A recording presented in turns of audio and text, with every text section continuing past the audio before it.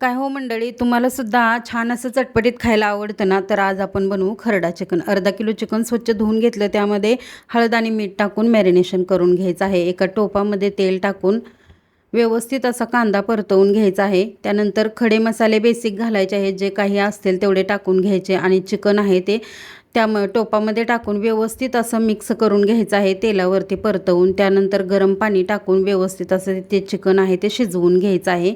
गरजेनुसार पाणी टाकून व्यवस्थित मिक्स झालेलं आहे. त्यानंतर एक छोटंसं वाटण करायचं आहे. 20-25 लसणाच्या पाकळ्या, हिरवी मिरची, अद्रक आणि कोथिंबीर टाकून जाडसर असं वाटायचं आहे.